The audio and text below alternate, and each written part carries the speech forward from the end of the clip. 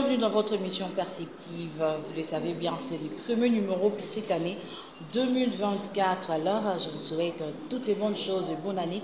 Bonne année à vous tous qui avez bel et bien choisi de nous suivre et de s'informer au cours de cette émission Perceptive. Aujourd'hui, nous allons prendre l'angle. Vous savez bien, l'émission parle de tout ce qui a trait avec le développement. Aujourd'hui, nous parlons le développement dans le domaine de la politique. Ça ne serait pas important de le débattre, de le parler seul. Lorsqu'on parle d'un débat, doit y avoir un échange. J'ai choisi pour vous aujourd'hui un citoyen congolais. Il a trouvé important de parler pour le bien-être de son pays, le développement de son pays, la République démocratique du Congo. J'ai reçu pour vous aujourd'hui M. Jean-Marie-Claude Bonza. Bonjour, M. Jean-Marie. Bonjour, Maman Christelle. Vous êtes le bienvenu dans notre émission Perceptive. Merci beaucoup. Surtout bonne année à vous et à votre chaîne et à toutes les Congolaises et tous les Congolais qui nous suivent en ce moment. Merci beaucoup. Comme je l'ai annoncé au début, nous allons parler du domaine de la politique. On va parler de la personne de Félix-Antoine Tshisekedi. Son parcours. Il a été déjà proclamé provisoirement par la CENI, président de la République, avec un suffrage exprimé de 73%. Avec M. Claude Bonza, on va essayer un peu de parler de cette haute personnalité du pays, le premier Congolais, le premier citoyen congolais de la République démocratique du Congo. Alors, M. Claude Bonza, il entame déjà, bien que nous attendons la décision finale, pour qu'il soit proclamé président de la République démocratique du Congo. C'est déjà son deuxième mandat. Alors, son avènement au pays, ici, dans notre pays, selon vous, quelles sont les traces qu'il a laissées durant son premier mandat? Merci, Maman Christelle. Disons que les traces laissées par le président actuel et qui poursuit son parcours pour son deuxième mandat sont multiples. Je ne saurais pas les énumérer en ce moment. Peut-être au cours des prochaines occasions. Vous savez que lorsqu'il est arrivé au pouvoir, en 2019, pour dire, puisque c'est en cette année-là qu'il a prêté serment, il avait, comme il l'a dit quelque part, je crois, Brazza, qu'il était un panafricaniste convaincu. Oui.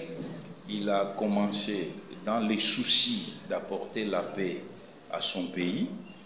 Il s'est fait l'idée de contacter ou de visiter les 9 pays voisins, avec l'idée de faire en sorte que tous ces pays puissent profiter de façon, comment je peux dire, à l'africaine, les richesses qui sont les nôtres.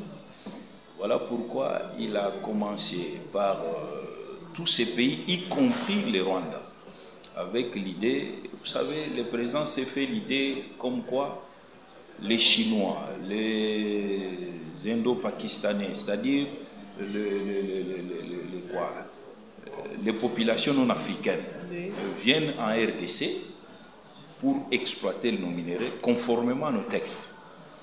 Et c'est ainsi qu'il va chercher, dans les soucis d'apporter la paix, puisque la guerre qui nous est imposée à l'Est est essentiellement économique, même si on ne veut pas marteler là-dessus. Et il a voulu faire comprendre à ses voisins que vous pouvez venir chez nous en RDC conformément à nos textes. On vous donne aussi les carrés miniers, vous les exploitez dans le principe des gagnants-gagnants. Monsieur Jean-Claude, vous avez trouvé que cette méthode était la bonne? Oui, était la bonne dans la mesure où nous sommes des Africains, nous avons notre culture africaine, où lorsque vous êtes un chasseur, vous allez attraper un gibier, ce n'est peut-être pas la même chose, puisqu'ici il s'agit des minéraux, mais lorsque vous emmenez les gibiers, vous partagez avec tout le monde. C'est cet esprit-là que le président voulait apporter auprès des siens, auprès de nos voisins, avec l'idée de faire taire les armes. Mais c'est ce qu'il n'a pas réussi. Il n'a pas réussi, ce n'est pas de sa faute, puisque, au fait, tous ces pays qui nous agressent. Alors qu'il connaissait déjà avant tout l'ennemi de la République démocratique du Congo. Lui, il est allé pour chercher que cet ennemi devienne un frère. Et ça n'a pas répondu positivement. Oui, vous semblez ignorer que lorsqu'on a connu la guerre mondiale, il y avait la France et l'Allemagne qui étaient des ennemis. Mais aujourd'hui, ce n'est pas le cas. Ce sont les deux grands amis sur le plan. Tout ça, ce sont des raisons liées à l'économie. Le problème du président, il avait estimé que certainement cette méthode allait être la meilleure. Mais lorsqu'il s'est rendu compte que non, les gens en face de lui étaient animés par la mauvaise foi, il a changé carrément de méthode. Et ce qui est tout à fait normal, puisqu'il y avait des acteurs qui lui avaient dit non, avec ces gens, tant que vous allez de cette façon-là, ça ne marchera pas. Vous savez, il faut, en matière de... Je crois pour moi, en politique, on essaye tout. On essaye toutes sortes de remèdes pour pouvoir aboutir à une solution. Si nous pouvons au moins entamer, parce que vous avez dit qu'il a laissé tant de traces durant son premier mandat, mais vous avez épinglé un point pour dire que du côté, il a voulu lutter pour instaurer la paix dans l'est de notre pays. C'est qu'il poursuit jusque-là, mais ça n'a pas encore abouti à une paix totale. Alors c'était une bonne méthode pour lui d'associer d'autres États de manière à lutter pour qu'il y ait maintien de la paix. Cette procédure qu'il avait entamée avec la SADC, avec l'EAC et tout ça, c'était la bonne méthode pour instaurer la paix. Vous savez, en matière de recherche de paix, on utilise toutes sortes de stratégies. Bien sûr. Bonnes ou mauvaises, on essaye quand même. Mais c'est avec le temps qu'on se rend compte que non, on s'est trompé peut-être des fusils d'épaule. Mais n'oubliez pas, lorsque le président a fait venir les troupes d'EAC, il y avait notre président à la tête de la, je peux appeler ça, de la République du Kenya.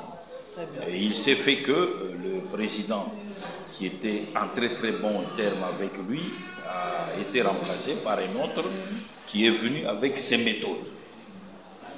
Et n'oubliez pas que nous sommes membres de l'EAC. Quand bien même il y avait des opinions qui ont condamné ça, mais les soucis du chef étaient à tout prix. Vous vous souvenez de ce que le maréchal avait dit quand il a pris le pouvoir? Il a aussi trouvé ce genre de conflits. Il a même dit, nous, pour qu'il y ait la paix, nous sommes prêts à faire l'alliance avec les diables. La force régionale n'a pas répondu à nos attentes. Voilà, c'est tout à fait normal. N'oubliez pas que cette guerre ne date pas d'aujourd'hui. Ce n'est pas un peu de temps qu'on peut... Ça fait des décennies. Et puis, n'oubliez pas aussi que notre armée... Pourquoi les chefs allaient à l'extérieur? C'est principalement puisque notre armée jusque-là est infiltrée. Alors, il fallait du temps. Pendant qu'il est en train de former notre armée, il pouvait compter sur ses pairs africains. Il a essayé avec l'EAC, il s'est rendu compte que c'est pas bon. C'est comme la Bible le dit, hein. Vous pouvez tomber 7 fois, mais ce qui est mauvais, c'est de rester par terre. Il faut toujours se relever. Et comme il s'est relevé, cette fois-ci, il est avec SADC, nous espérons que cette fois, c'est la meilleure. Mais n'oubliez pas que notre armée est en train progressivement de monter en puissance. La population voulait à ce que la MONUSCO parte. Oui. Les processus sont déjà entamés pour qu'ils partent rompre les relations avec la RDC sur le point sécuritaire. Oui, le président l'a aussi dit, même aux Nations Unies, il l'a dit. Et c'est le souhait de tous les Congolais. Lui ne peut pas s'opposer. Vous savez qu'il est démocrate. Ce que la population veut, c'est ce qu'il fait. Et dernièrement, j'ai même suivi que nos frères de l'Est ont même manifesté, voulant le départ de la MONUSCO. Mais je vais vous parler de cette histoire de MONUSCO. Pour moi, ça n'engage que moi. Je crois que leur présence, c'est pour faciliter les pillages de nos minéraux. Effectivement. C'est pour faciliter les pillages. Il fallait dire au clair, c'est ce que la population attendait. C'est justement ça, c'est leur Parce président. qu'ils étaient là depuis longtemps et puis la guerre persistait. Il y avait toujours des tueries du jour au lendemain. Et vous savez, vous êtes journaliste bien outillé, c'est le seul pays au monde où on voit autant ils sont peut-être à 17 000, je crois, si je ne m'abuse pas, depuis plus de 20 ans. Par contre, leur présence a fait multiplier plusieurs groupes armés. Oui. Et qu'eux-mêmes sont en train d'encadrer. Vous voyez ça? Et j'ai compris pour moi que ces gens sont au service des multinationales et qui aident à piller les pays. Progressivement. Ils pillent les pays. Ils continuent, ils le faisaient, ils continuent. Et ils le font sans... Imaginez-vous, la MONUSCO n'est pas son temps qu'à compter nos morts. C'est tout ce qu'elle sait faire. Mais pour les minéraux, elle faciliterait. Bon, je ne peux pas confirmer puisque je n'ai pas de confirmez pas comment au ça sens se fait, matériel. Comment se fait-il qu'ils sont là, il y a des tueries et puis ils n'agissent pas voilà. pour mettre au fin ces tueries. Ça ne fait même pas mal qu'il y a tellement tant de morts. Ils continuent leur travail comme s'ils étaient là pour la sécurité, alors c'était pour autre chose. Non, c'est parce que la communauté internationale, la vie du Congolais ne l'intéresse pas. Ce qui intéresse la communauté internationale, ce sont les minéraux. Nous, en tout cas, ce n'est pas leur affaire. Donc, ce qui les intéresse, c'est les minéraux de la RDC, c'est les transporter de la RDC vers le Rwanda vers...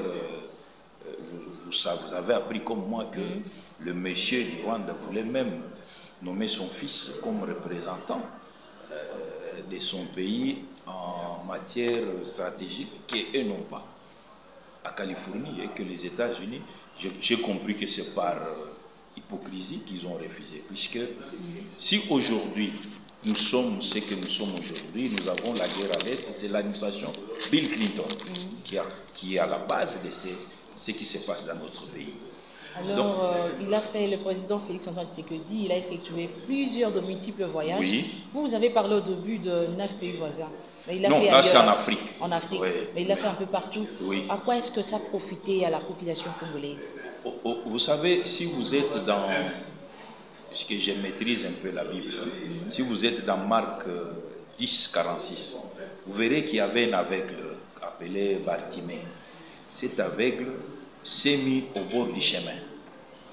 Et il a commencé à crier quand il a appris que le Seigneur, le fils de David, était dans les parages. Mais il y avait des gens tout autour qui voulaient empêcher que cela arrive au Seigneur. Oui. Qui sont ces gens-là? Aujourd'hui, je peux les comparer aux États-Unis, à l'Union européenne, qui nous empêchaient de parler. C'est comme ça que le chef de l'État a trouvé bon de multiplier les voyages. Aujourd'hui, je vous parle. À quoi est-ce que ça aboutit? Ça aboutit à deux choses qui est fondamentale. Vous pouvez nous les citer, s'il vous plaît? À l'époque, nous étions représentés par les Rwandais dans les domaines des COP, comment on appelle ça, COP 28.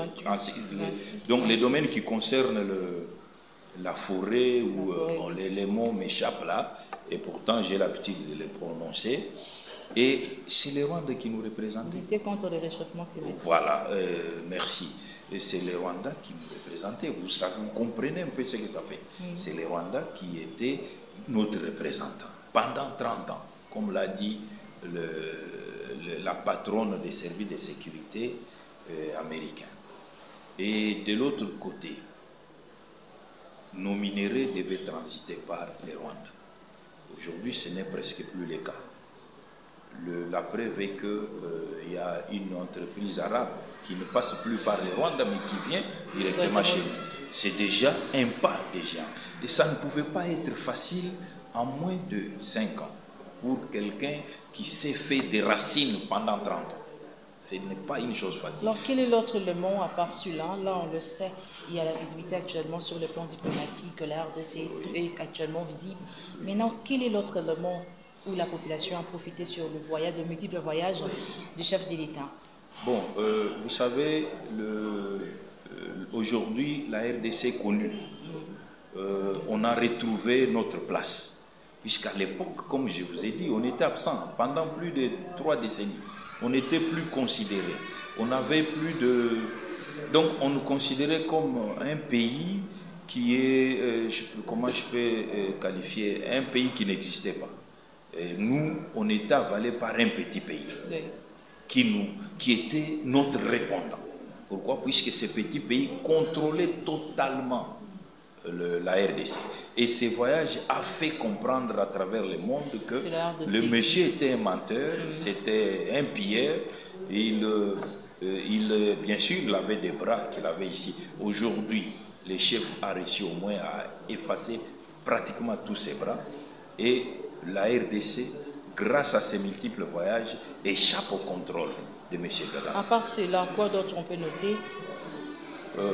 En rapport toujours avec les voyages. Le voyage du chef de l'État. Oui, nous avons maintenant une véritable carnet d'adresses qui dépend entièrement de la RDC. Vous avez constaté que plusieurs pays, comment je peux dire, envoient leurs ambassadeurs dans notre pays. Et progressivement, nous sommes en train de voir, grâce à la zone économique, il y a des entreprises, je crois, japonaises qui vont bientôt commencer à construire ou à utiliser, comment je peux dire, le terme m'échappe. Il y a des entreprises japonaises qui seront installées chez nous. Tout ça puisque le chef a vraiment multiplié le contact, puisque ce n'était pas une chose facile. Et je vous informe, puisque beaucoup de gens l'ignorent, le président qui nous combat là, il ne fait jamais un mois sans voyager, puisque les gens ne comprennent pas ça. Il est tout le temps en voyage. Parmi les promesses du chef de l'État, il a promis également finir la guerre à l'Est de la République. Oui. Il entame déjà le deuxième mandat. Oui. Est-il un échec pour lui? Il n'a pas réussi à finir la guerre comme promis. Non, ce n'est pas un échec. Vous savez, quand vous combattez quelqu'un qui avait pratiquement maîtrisé tous les chantiers de votre pays, ce n'est pas facile pour les déboulonner. Il fallait d'abord que le chef de l'État maîtrise totalement les FARDC et les forme. Pour former une armée, ce n'est pas facile. Il faut du temps. Alors, aujourd'hui, c'est chose faite. Nous avons une armée bien outillée. Il faut un peu de patience. On va y arriver, puisque n'oubliez pas que dans nos rangs, comme je l'ai dit tantôt, il y avait toutes sortes d'étrangers qui étaient devenus des généraux, alors que chez eux, c'était des caporaux, des sergents. Mais ici, chez nous, c'était des généraux. Qu'est-ce qui bloque jusque-là la RDC à acheter le munitions ainsi que les armes? Non, c'était avant. Le chef, par ses multiples voyages, a même réussi à faire lever l'embargo qui nous était imposé. Maintenant, nous avons suffisamment les moyens de combattre. Là, ce côté-là, soyez rassurés, il n'y a pas à redire là-dessus. Donc, je ne peux pas tout dire sur ces points-là. C'est une question de sécurité aussi. Très bien. Vous étiez autrefois... Vous avez aussi à voter, comme tout un citoyen. Oui, j'ai voté. On peut savoir qui vous avez voté? J'ai voté, certainement. C'est un secret? Non, ce n'est plus un secret maintenant, puisqu'on l'a déjà... Qui est-ce que vous avez voté? On l'a déjà... Quel est votre candidat? Bien sûr, 20. Et d'ailleurs, dans ma famille, mon épouse et mes enfants, nous avons tous voté 20, puisqu'on croit en son combat. Très bien. Alors, nous posons la question, les Congolais y penchaient là-dessus pour dire que pourquoi, alors que le chef de l'État criait partout, il se rendait qu'on est agressé par le Rwanda, étant qu'un père de la République démocratique du Congo, un père de famille, au lieu de crier, au lieu de se lamenter, pourquoi pas, il a adopté des méthodes pour en finir avec cette guerre. Partout où il allait, il criait on est agressé, on est agressé. C'est comme si on était incapable de finir avec cette guerre. Oui, je vous ai dit tout à l'heure que notre armée est infiltrée. Maintenant, il fallait réformer cette armée. Ce n'est pas facile, il fallait du temps. Et pendant qu'il... Vous savez, lui-même vous a dit que, bon, j'aimerais donner l'impression d'être idiot, mais en réalité, il profitait de cette stratégie-là pour pouvoir former l'armée.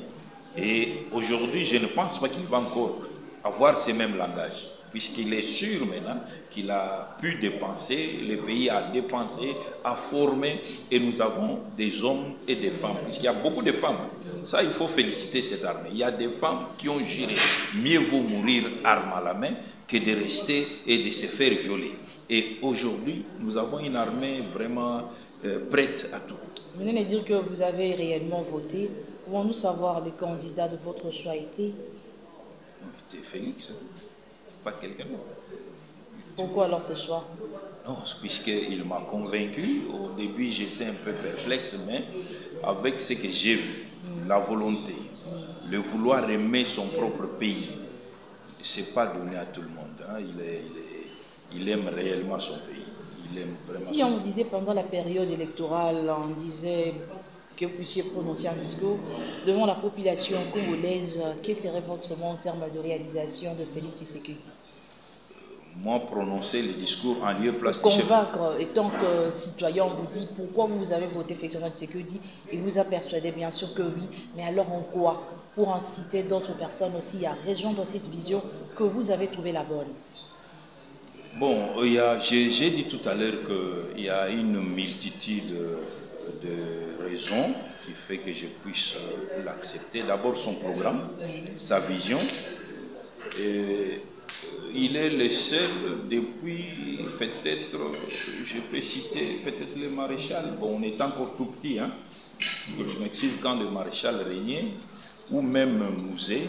Aujourd'hui, Félix a réveillé les services nationaux. Alors qu'il y a des gens qui pouvaient faire mieux. Mais il a réveillé. Les services nationaux étaient montés par le feu Laurent Désiré Kabila. Et progressivement, vous verrez ce que ça va donner. Le même président a octroyé aux étudiants des bus. De bus qui n'est pas presque opérationnel. Si, les bus académiques sont opérationnels. Mais c'est comme si les étudiants n'utilisent pas vraiment. Non, non. On ne sait pas pourquoi il y a manque de la promotion. Vous avez posé la question aux étudiants. Nous avons posé des questions, mais nous remarquons, nous faisons des investigations, tout le temps nous voyons des bus qui traînent devant du fascicule USC, c'est presque vide. Non, c'est-à-dire que vous les constatez au moment où ils sont vides. Vous ne les constatez pas au moment où ils sont... Puisque j'ai des enfants étudiants, ils prennent les bus académiques. Vous avez la construction de toutes ces universités. Vous avez visité l'UPEN? Bien sûr. Même aux États-Unis, il n'y a pas de si beaux bâtiments. Vous avez visité l'INBTP? C'est très beau, n'est-ce pas? C'est-à-dire, s'il avait pris les 5 ans pleins, il aurait fait mieux. Hein? Il y a aussi tout ça, la gratuité aussi des renseignements. Vous trouvez que selon vous, il a réussi sa vision pendant ces quelques années, 2 ans et demi, comme vous l'évoquez? Non, madame, je vais vous dire une chose. Hein? Comme le disait un acteur dont j'étais le nom, il a posé la question à un journaliste qui lui posait la question. Le chef a beaucoup promis, mais il n'a pas réagi. Il lui a posé la question, citez-moi un seul chef de l'État qui, pendant la campagne, a fait des promesses et les a réalisées. Il n'y avait pas de réponse. Le problème, c'est quoi? Le chef vient avec une vision. Mais il peut rencontrer des hommes et des femmes qui ne savent pas mettre sur la musique. Je vous ai cité le cas de nos routes. On construit nos routes aujourd'hui, mais ce sont les gens tout autour qui jettent... Il y avait tant de programmes, les programmes zéro trou, jusque-là. Il y a toujours des trous dans la province de Kinshasa. N'oubliez pas que le chef de l'État fait face à beaucoup de choses. Nous avons la guerre à l'Est, nous avons connu cette histoire de Covid, c'est le seul qui a connu ce genre de calamités. Tout ça, il faut de l'argent. C'est pour vous dire que vous pouvez venir avec une vision, mais vous ne connaissez pas les aléas sur le chemin. Et il faut à ce moment-là essayer de gérer d'abord les aléas, puisque ce sont des urgences. Il y a des urgences qui sont plus urgentes que les urgences que vous avez prévues. Donc ça, ce n'est pas aussi facile. Ce qu'il faut aimer, c'est la volonté. Il pouvait au moins embrasser un secteur à un autre. Lui, il a lancé la gratuité de la maternité. Oui. Où en êtes-nous maintenant? Je pense que vous pouvez poser la question. On a fait des investigations, on a posé aux médecins, directeurs d'un hôpital, j'éteins les noms, je ne veux pas citer ça ici, mais sauf qu'il a dit que le président de la République n'a pas vraiment déboursé des moyens qu'il faut pour que la gratuité de la maternité soit totalement effective. Non, je pense que le monsieur là est peut-être de mauvaise foi. Le problème, c'est quoi? Lorsqu'on lance un programme, il y a un processus.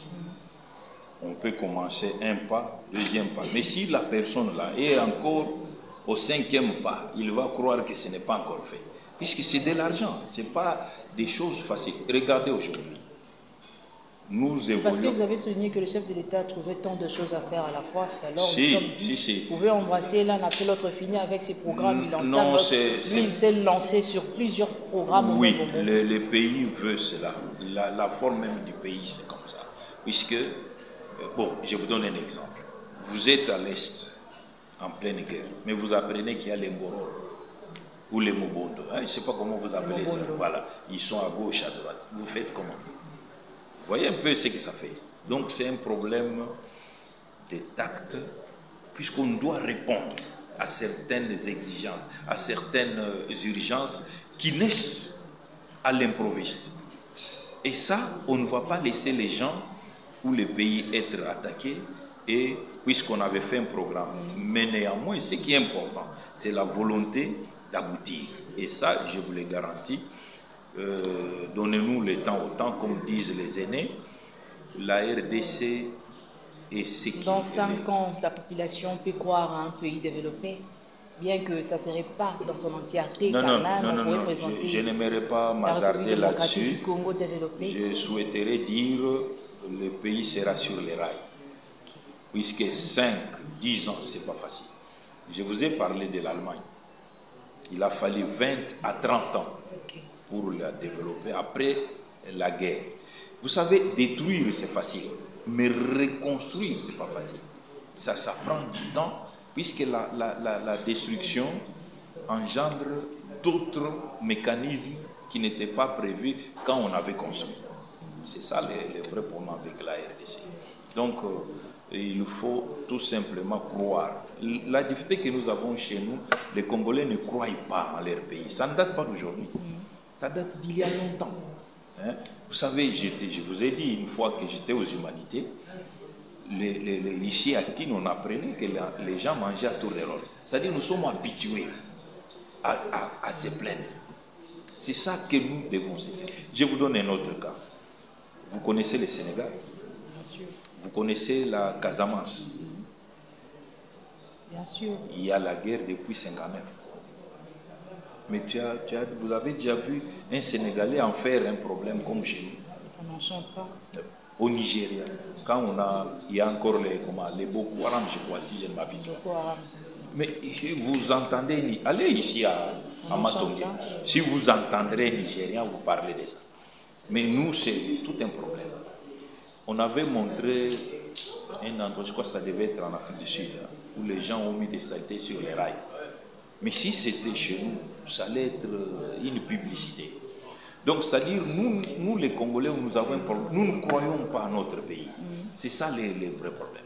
Monsieur Jean-Marie Claude Banza, lorsqu'on avait publié par la CENI le 31 décembre dernier le résultat provisoire de la présidentielle de 2023, votre candidat, les candidats que vous avez élus, Félix Tshisekedi, a été élu avec 73,34%. À quoi directement vous avez pensé? Son deuxième mandat, à quoi vous l'avez qualifié? Quand il va revenir encore pour un deuxième mandat, vous pensez à quoi? Qu'il puisse changer quel domaine? Qu'est-ce que vous croyez qu'il peut faire pour notre pays? Merci. Pour moi, je voudrais que le chef de l'État ne s'éparpille pas.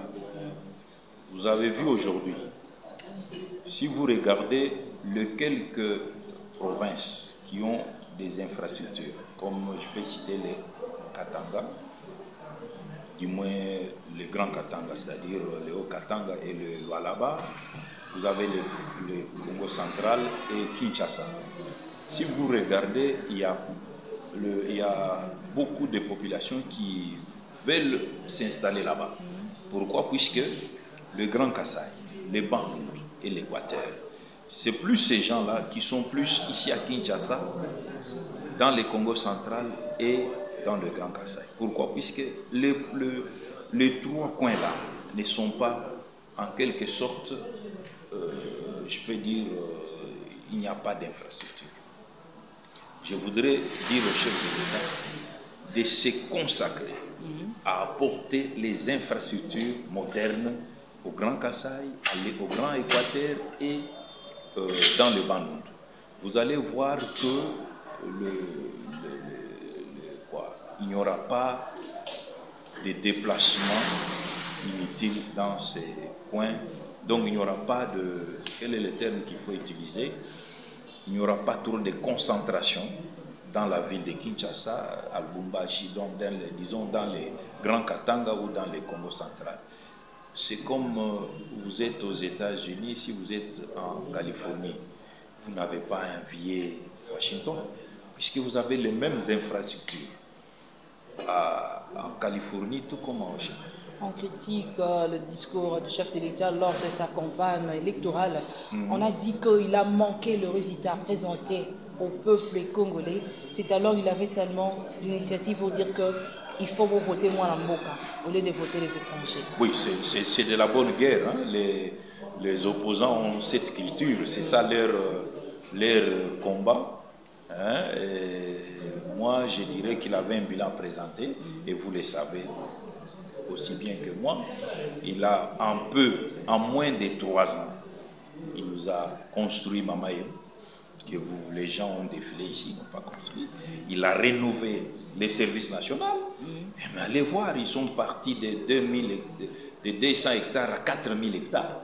Et c'est déjà un bilan.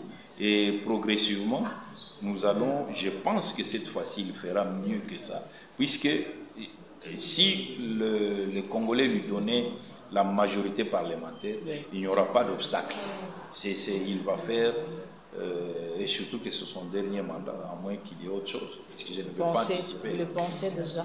Alors s'il est le choix, il répond aux attentes valablement de la population, alors la population voulait lui accorder un 3e mandat. Est-ce qu'il va refuser cela? Non, là on va passer par les référendums. Si ça peut être le cas, on ne sait pas, il faut laisser les peuples décider. Hein. Le résultat de Félix Antoine Tshisekedi, proclamé par la CENI, a été critiqué par l'opposition. C'est normal. On dit qu'il ne mérite pas 6 points. On a parlé des élections chaotiques. Vous, étant que citoyen congolais, quelle lecture faites-vous sur le vote? Écoutez, l'opposition n'était pas prête. L'opposition pensait toujours à des négociations, comme toujours. L'opposition n'était pas prête jusqu'à quelques jours près des lancements de campagne. D'ailleurs, il y a même quelqu'un, un opposant, qui a juré que vous verrez, il n'y aura pas élection. C'est tout à fait normal, c'est le langage. Tout le monde qui est dans l'opposition pouvait dire tout ce que vous dites là. C'est normal. C'est ça la preuve qu'on est en démocratie. C'est tout à fait normal. En quelques mots, que pouvez-vous dire au président de la République sur le changement intégral de la RDC? Je voudrais que le président comprenne que le pouvoir, c'est le ministère de l'Intérieur. La sécurité, un élément essentiel. C'est vraiment le ministère de l'Intérieur. Puisque j'ai comme l'impression que depuis qu'il est au pouvoir, il n'a toujours pas trouvé un ministre de l'Intérieur qu'il faut. Puisqu'un ministre de l'Intérieur, c'est un policier. Il doit être là où il y a des échauffourées. Malheureusement, ce n'est pas le cas en RDC. On préfère rester à Kinshasa, alors qu'à Malembankou, on a chicoté des gens. Vous avez vu en France le ministre de l'Intérieur. On attaque quelqu'un à Marseille, il prend l'avion, il descend sur les lits. Mais ici, chez nous, on vous dit, il y a les gens qui n'ont pas fait leur travail. Non. Le chef de l'État démontre qu'il a des soucis, qu'il y ait changement total de la République démocratique du Congo.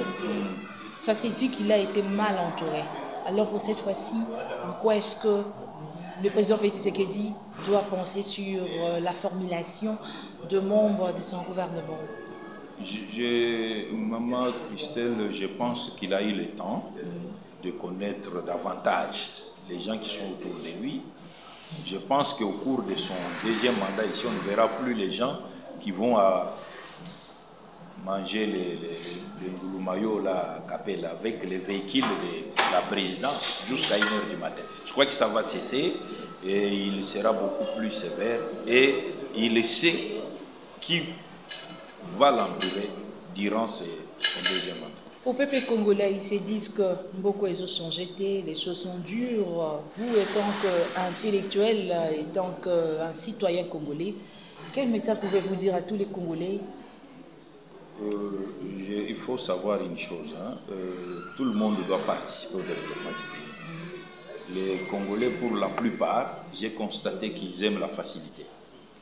Et nous devons tous mouiller nos manches pour travailler. C'est-à-dire que Regardez, vous les journalistes par exemple, vous êtes tous dans la politique. Personne n'éduque personne. Tout le monde est devenu politicien. Tout le monde est ici dans notre pays, tout le monde est médecin, tout le monde est politicien, tout le monde est tout le monde connaît tout. Mais personne n'apprend à l'autre, par exemple, comment cultiver les maniocs, comment développer ceci. Mais le chef de l'État vous a apporté les ministères de l'entrepreneuriat. Progressivement, on est en train de... Mais combien de jeunes s'y intéressent? Donc, on préfère la facilité, courir derrière les grosses jeeps pour demander de l'argent au lieu de travailler. Donc, nous devons comprendre que c'est à nous, c'est notre pays. Ceux qui ont construit Atlanta, ce n'est pas le gouvernement américain, c'est les privés. Donc, c'est à nous de faire un effort pour aimer. Commençons d'abord par aimer notre pays. Là, nous allons accompagner les chefs de l'État. Quand on vous interdit de ne pas faire des raccordements par retour, comme je peux dire, donc il ne faut pas frauder. Nous, on n'est pas dedans, on préfère frauder. Quand on vous dit ne venez pas dans les sens opposés sur la route, mais ce sont des citoyens civilisés. Alors il faut appliquer la rigueur pour que les Congolais comprennent les bonnes manières qu'ils doivent respecter. Sur cette question, le malheur qu'a eu le chef de l'État, c'est qu'il n'a pas eu de magistrats qui puissent agir conformément à leur mission. C'est ça le malheur. Puisque, vous voyez, je vous ai dit tout à l'heure qu'il s'est passé un problème à Malembankou. Qu'est-ce que le procureur général, près la Cour de cassation, a fait? Rien. Puisqu'il avait le droit d'appeler les deux procureurs généraux du Haut-Katanga et de Haut-Lomami pour les demander des comptes. Qu'est-ce que vous avez entrepris comme action? Silence de moi. Donc tout ça, c'est un problème. Il faut que toutes les couches sociales participent. Maître, Monsieur Bonda, pour finir, alors, que direz-vous à tous ces députés nationaux ainsi que provinciaux? D'ici leur liste sera publiée, sera connue, sera publiée, comme je disais. Alors, que pouvez-vous le dire étant que citoyen congolais? Qu'est-ce que vous attendez aussi de l'apport de ces députés nationaux et provinciaux? Bon, nous connaissons le rôle que doit jouer un député. Ils doivent cesser de mentir ou de tromper la population. Leur rôle, ce n'est pas de construire les routes. Leur rôle, ce n'est pas de construire des immeubles, non. Leur rôle, c'est de pousser le gouvernement à faire son travail. Et là où il y a des détournements, ils doivent tout faire pour déchoir le gouvernement. Chercher à faire des motions pour que les soirs, on les appelle à côté, on leur donne les dessous des tables, c'est ça qu'il faut arrêter. J'aimerais que nous qui avons voté ces gens, lorsque nous allons constater qu'un député, à peine arrivé, il a commencé à multiplier des maisons, il a commencé à multiplier des biens, c'est-à-dire des véhicules, nous devons les dénoncer. Il faut qu'on constate que ça, c'est du vol. Il n'est pas là pour ça. Un député, normalement, il devait faire les bénévoles, puisqu'ils ont cru faire croire aux gens que non, nous allons construire ceci. Ce n'est pas le rôle du gouvernement. Pour finir, en quelques mots, quel serait votre mot sur le développement? Parce que notre mission a trait avec le développement, mais dans tous les secteurs, nous parlons de développement, dans la politique, dans la religion, sur le point environnemental. Quel serait votre mot en quelques lignes? En quelques lignes, je demanderai à la population d'éviter, puisque le développement, c'est aussi ça. Ça commence par nos maisons. Oui. Vous avez des gens qui jettent tout partout. Quelqu'un quitte sa parcelle, il va jeter les immondices sur la route. Il construit une maison. Mais les eaux qui tombent sur le tôle vont sur la route. Demain, il n'y a plus de route. Ça se casse. Il crie sur l'État. Il faudrait que le gouverneur, les bourgmestres nous aident à ce que dans chaque parcelle, qu'il y ait les trous de rétention d'eau. Si on arrive à ce niveau-là, vous verrez que nos routes seront protégées. Il faudrait surtout que nos gouverneurs recrutent les jeunes gens pour former des brigades d'hygiène, des brigades de drainage. Et c'est ça les rôles. Le rôle n'est pas d'aller acheter des maisons à 30. C'est ça les développements. Les développements doivent partir de l'avenue, de la cellule et du quartier. Et non directement du gouverneur à la cellule. Non.